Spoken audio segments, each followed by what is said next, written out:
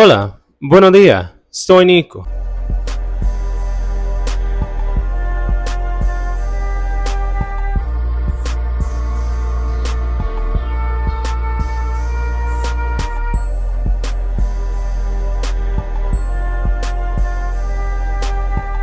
Do you have any fetishes?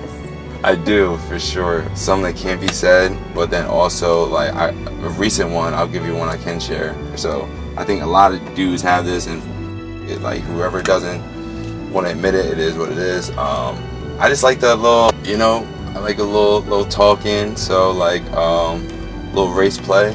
Race play, what's that? Yeah. What's that? Alright. What's race play? I don't know. Yeah. So, Like who can fastest? Yeah. Exactly. Like exactly. A race to the finish. Some Exactly. people. You couldn't give me $1 million to put some out like that. I don't care. Where's your integrity? Where your morals? Where your values as a woman and as a mother? Where are they?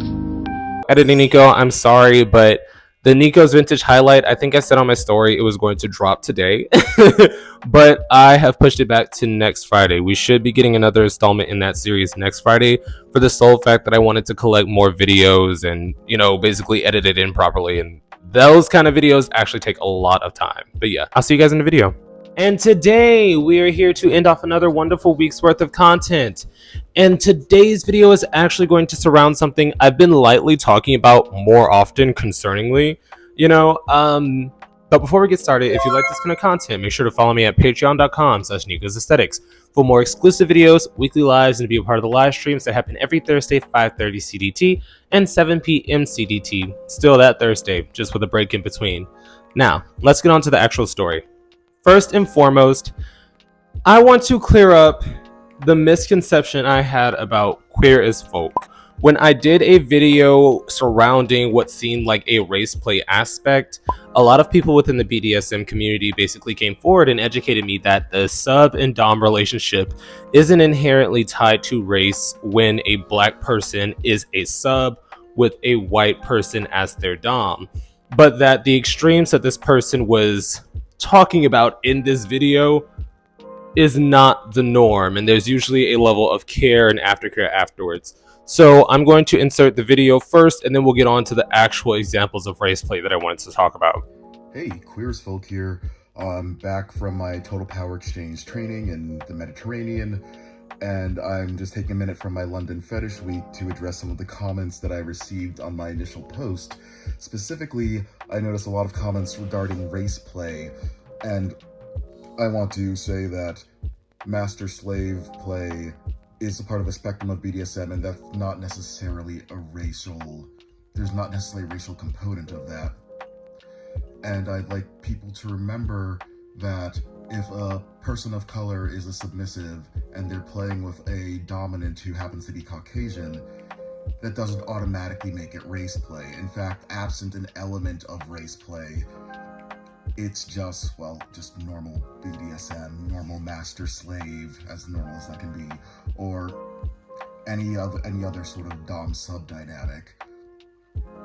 So I would urge people to treat each instance of dom-sub as something that is race neutral, which more often than not it is, and not just assume that because you see a person of color as the submissive, it's automatically race play, regardless of how intense the scene gets. Yes, my daddy likes to whip me to blood, and I love it too. And I love heavy impact. But that doesn't mean that there's a racial element. In fact, I don't even think about race when I make these sort of play plans. So I just urge people not to necessarily be so quick to jump to conclusions or maybe so ignorant. So yeah, that's my 2 cents on it. You can ask me questions and comments, drop anything you want in the comments below, and otherwise stay tuned and I'll tell you more about my experience. Thanks.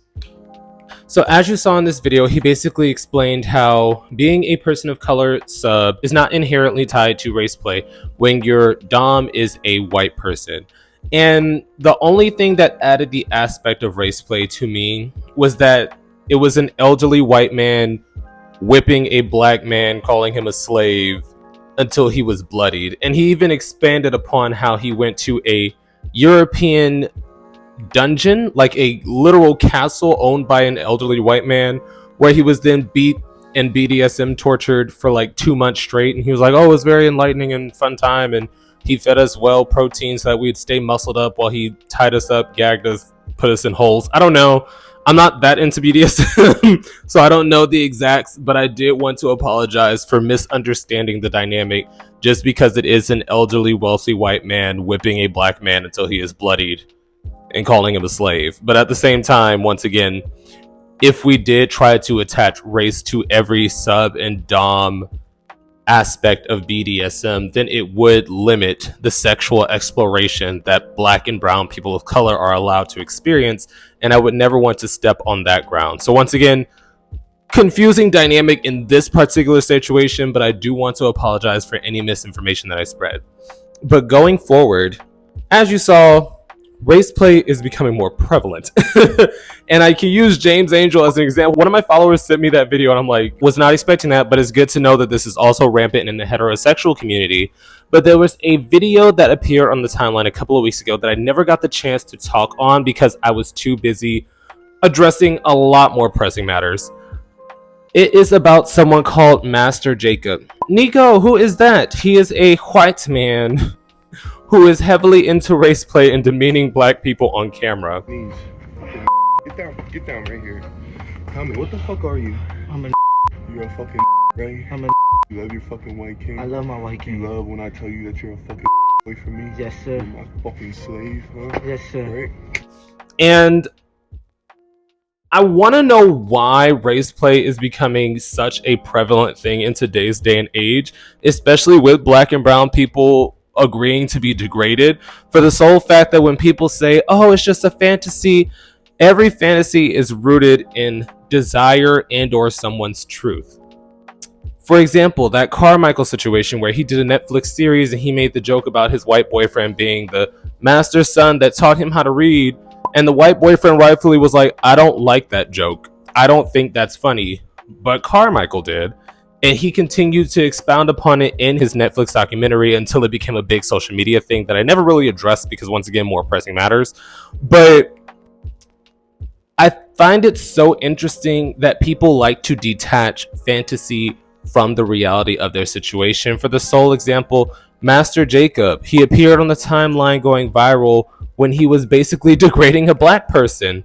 And in his comments, when people were saying this is disgusting, he continued to reaffirm white power and that he was pro-white and thinks that black people are quote-unquote degenerates and beneath him. And it's not like you can even say like this is strictly a racism issue, for the sole issue that the black people are paying him to do this. Like it blows my mind because I don't usually kink shame unless it's like scat. I don't support it because that is just strictly unhealthy with no health benefits. But in this particular situation, I can't wrap my mind around someone paying to experience racism and then the general populace rallying around the person spewing said paid racism as that's not how he truly feels. This is just a job. And that's the thing, when I do talk about these things, a lot of people come towards me and say, well, you're an adult film performer, you should understand that it's just a job and somebody's kink doesn't define who they are. Girl, if you like to be bound and gagged, that's one thing. If you like to be blindfolded with candle wax stripped on you, that's another thing. You being called a hard ER, I'm not gonna co-sign it. I cannot co-sign it. And that's the conversation I want to have. Why in 2024 has this become so much more prevalent? Because clearly race play has always existed. I feel like if you looked online, you could probably find some videos dating back decades. But in this particular situation, I see these kind of stories happening more and more and more on the timeline. And I kind of wanted to pick y'all's brains about it. Do y'all really feel that, first and foremost, you can have a race play dynamic that you're paying for and the person that's being paid to do it isn't inherently racist even though they're spewing this hatred towards you? Or do we see, like in situations with Big Man C or Big C Man, whatever that old white man's name is, But when basically he was caught doing race play and people tried to say, oh, well, you should disconnect it from the person.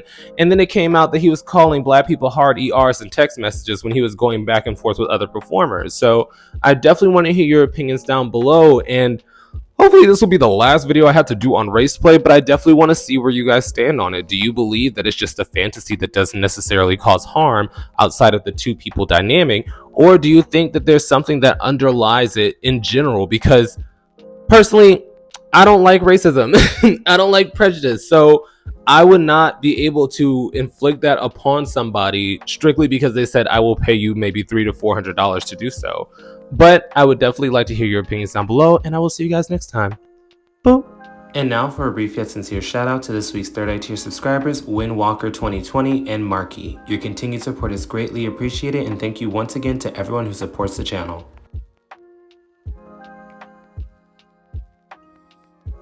And this week's live stream will be another virtual hangout. I feel like we've been doing topics for the last couple of weeks, so it'd be nice to just kick back, relax, and key with the girls. If that sounds interesting to you, definitely tune in.